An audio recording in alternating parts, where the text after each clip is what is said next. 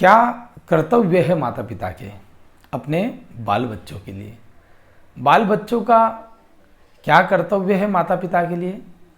इन बातों को जानने के लिए पहले तो अभिभावकों को, माता पिता को बाल बच्चों की गतिविधि पर ध्यान देना पड़ेगा। प्रातःकाल उठ करके सोने तक की सारी गतिविधियों को आप कैसे जानेंगे? बाल बच्चों की क्या स्थिति है? बाल बच्चे कितने तनाव में हैं, कितने आनंद में हैं, इस बात को जानने के लिए हमको बाल बच्चों के साथ मित्रवत व्यवहार करना पड़ेगा। बाल बच्चों को अभी वर्तमान समय में बहुत ऊर्जा की आवश्यकता है।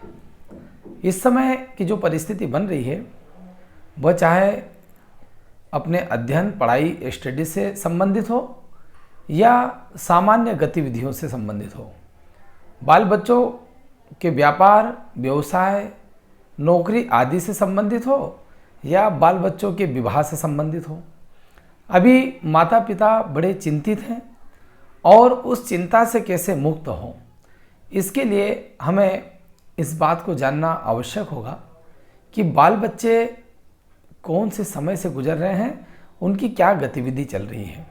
कई बार घरों में देखने को बनता है माता पिता खुल के बात कर नहीं पाते बाल बच्चों से, और बाल बच्चे बात खुल के कर नहीं पाते अपने माता पिता से। क्योंकि हमको चाहिए कि बाल्यावस्था से ही बच्चों में संस्कार दिए जाए। वह संस्कार कैसे दिए जाएंगे? बाल बच्चे अपने मन मस्तिष्क से स्वतंत्र होना चाहिए। उन पर अत्यधिक भार न रखा जाए, क्योंकि कहा गया है माता शत्रु पिता बेरी एन बालो न पाठिता न शोभते सभा मध्य हंस मध्य बको यथा। अर्थात वह माता शत्रु कहलाती है। उस माता को शत्रु कहा गया है जो बाल बच्चों को संस्कार नहीं देती है। क्यों? क्योंकि सर्वप्रथम माता पिता ही बाल बच्चे के गुरु होते हैं। माता पिता ही वह दर्पण है जिसमें बालक अपने भविष्य को देखता है। आपको चाहिए आप बच्चों के सामने ऐसा व्यवहार करें जिसको देख करके बालक आपका अनुसरण कर सकें। क्यों कहा है माता शत्रु पिता बेरी? क्योंकि वो माता शत्रु कही गई है, उस पिता को बेरी कह दिया गया है। ऐन बालो न पाठिता, जो अपने बच्चों को, बाल बच्चों को संस्कार नहीं देते हैं, पढ़ाते नहीं हैं। पढ़ाने का तात्पर्य क्या है?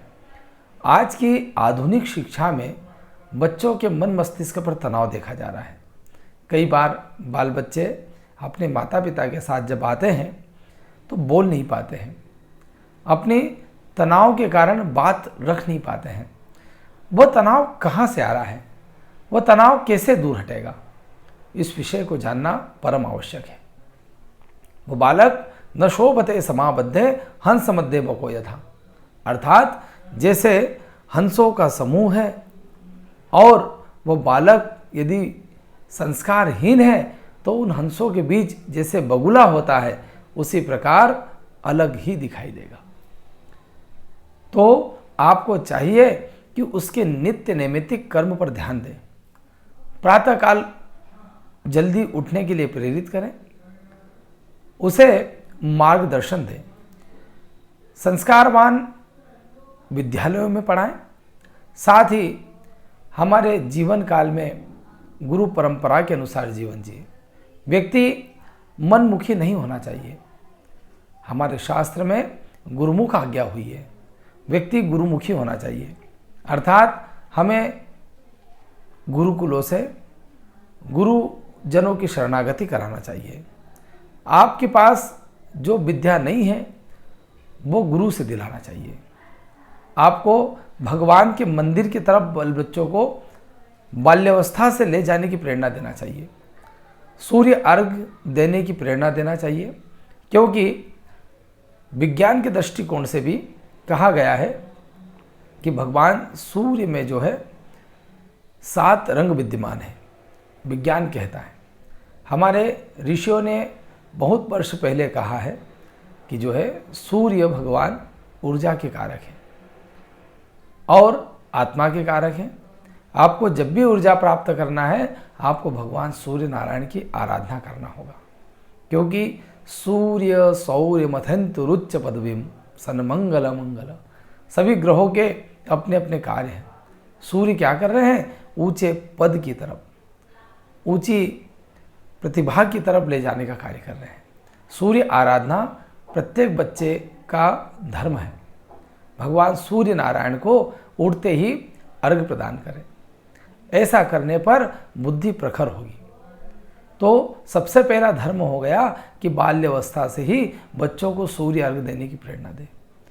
लेकिन अभी जो स्थिति है वह ऐसी है कि बाल बच्चे बड़े हो गए हैं और मार्ग मिल नहीं पा रहा है। तो ऐसे में आप उनके मित्र बने, उनसे बैठ कर के बात करें, उन्हें कहीं गुरुकुल विद्यालयों में ले जाएं या गुरुजनों के पास बिठाएं।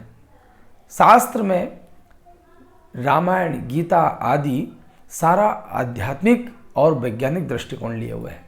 सारी समस्याओं का समाधान शास्त्र में मिल जाएगा।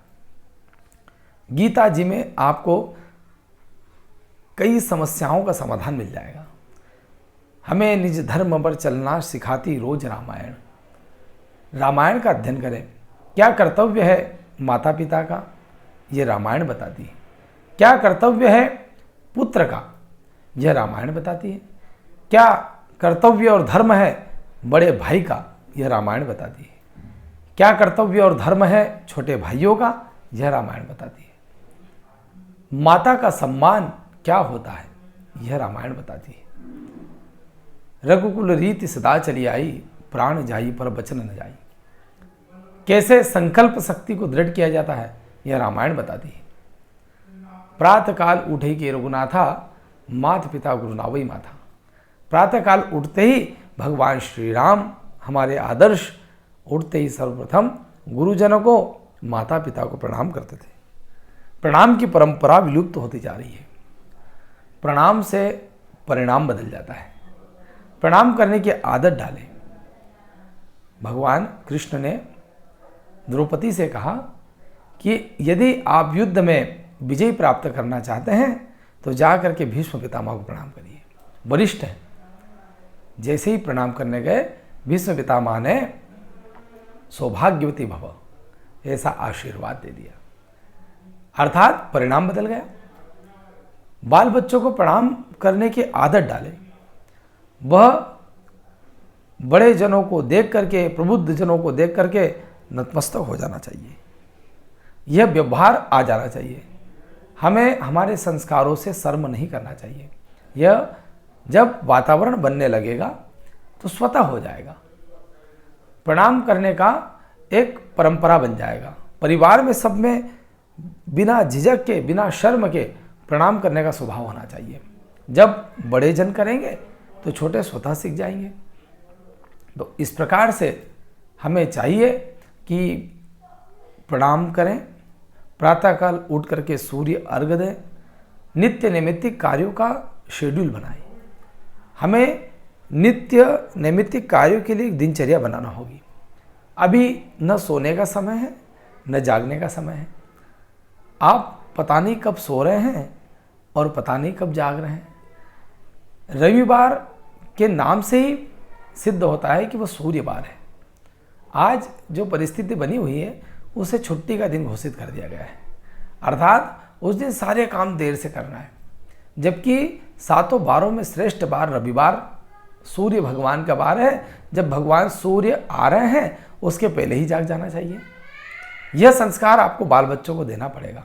जब घर के सभी लोग जल्दी उठेंगे, बच्चा स्वतः उठ जाएंगे। तो बात यह हो रही थी कि सूर्य भगवान आध्यात्मिक और वैज्ञानिक दृष्टिकोण से हमारे जीवन में बहुत महत्व रखते हैं। विटामिन डी जैसा सोर्स आपको भगवान सूर्य दे रहे हैं। पेड़ पौधों को फोटोसिंथेसिस, प्रकाश संश्लेषण जैसी क्रिया से भोजन भगवान सूर्य दे रहे हैं। ग्लूकोज भगवान सूर्य दे रहे हैं। यह विज्ञान कहता है। अध्यात्म भगवान सूर्य की महिमा गा रहा है। भगवान सूर्य नारायण की महिमा को सुने, समझे और प्रेरित करें। माता पिता का पहला कर्तव्य है बाल बच्चों को ज्योतिष के माध्यम से, शास्त्रों के माध्यम से और अनेक अनेक ऐसे मार्ग हैं जिसके माध्यम से उनका मस्तिष्क पुष्ट कर सकते हैं। मस्तिष्क जब पुष्ट होगा, वही देखिए मस्तिष्क का आहार ही अध्यात्म है। जब तक मस्तिष्क पुष्ट नहीं होगा, बाल बच्चे तनाव में बने रहेंगे। आप एक अच्छे डॉक्टर बन सकते हैं, लेकिन अच्छे इंसान नहीं। आप अच्छे इंजीनियर बन सकते हैं, लेकिन एक अच्छे मानव नहीं बन सकते। वो बनने के लिए आपके अंदर संस्कार चाहिए। जब संस्कार बने रहेंगे, बड़े बुजुर्गों का, गुरुजनों का, समाज के वरिष्ठ जनों का सम्मान करने लगेंगे, तब आप कुशल व्यक्तित्व के जो है समाज के मानव कहलाएंगे। इसके लिए आपको अध्यात्म की शरण में आना पड़ेगा। संस्कार क्या होते हैं ये जानना पड़ेगा। तो आप सभी के लिए मंगल शुभकामनाएं भी हैं कि बाल बच्चों के साथ मिल करके व्यवहार करें, गृहस्थ में जीने की आदत डालें। अभी की घटना है, बड़े बड़े शहरों में देखने को मिलता है कि माता पिता के स्वर्गवास हो जाने पर, शरीर छोड़ देने पर बाल बच्चे उपस्थित नहीं हो पा रहे हैं। ये कौन सा संस्कार है? क्या शिक्षा दे रहे हैं बाल बच्चों को कि पिता का शरीर छूट गया है, बाल बच्चे विदेश में हैं और वो आ नहीं पा रहे हैं। ऐसी शिक्षा, ऐसी आधुनिक शिक्षा किस काम की? तो इस हेतु सभी को चाहिए परिवारजनों के साथ रहें, परिवारजनों के बीच रह करके संस्कार से युक्त हों और आज के जीवन का आनंद लें। हर हर महादेव।